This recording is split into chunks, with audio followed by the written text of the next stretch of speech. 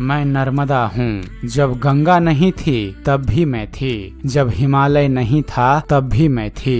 मेरे किनारों पर नगर सभ्यता का विकास नहीं हुआ। मेरे दोनों किनारों पर तो दंडकारण्य के घने जंगलों की भरमार थी। इसी कारण आर्य मुझ तक नहीं पहुंच सके।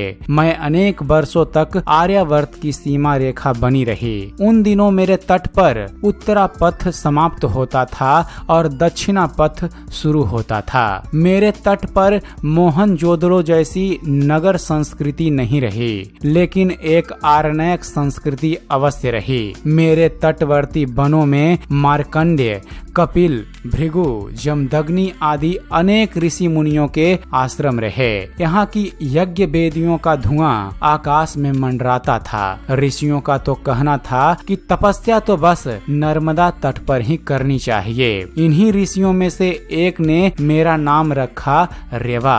रेव यानी कूदना। उन्होंने मुझे चट्टानों में कूदते फांदते देखा तो मेरा नाम रेवा रखा। एक अन्य ऋषि ने मेरा नाम नर्मदा रखा। नर्म यानी आनंद, आनंद देने वाली नदी अर्थात नर्मदा।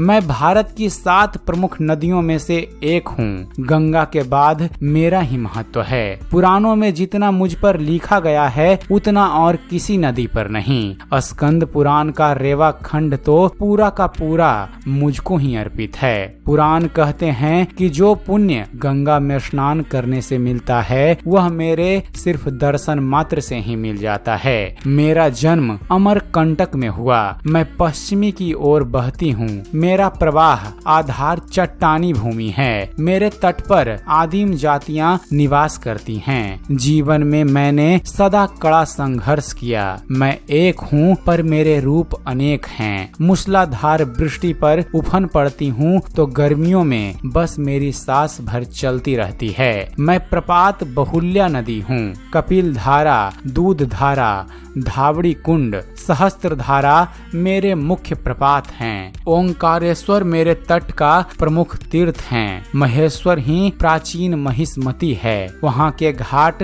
देश के सर्वोत्तम घाटों में से एक हैं। मैं स्वयं को भरूच अर्थात भृगु कच्छ में अरब सागर को समर्पित करती हूँ। मुझे याद आया अमरकंटक में मैंने कैसी मामूली सी शुरुआत की थी। वहाँ तो एक बच्चा भी मुझे लांघ जाया करता था, पर यहाँ मेरा पाट 20 किलोमीटर चौड़ा है। यह तय करना कठिन है कि कहाँ मेरा अंत है और कहाँ समुद्र का आरंभ।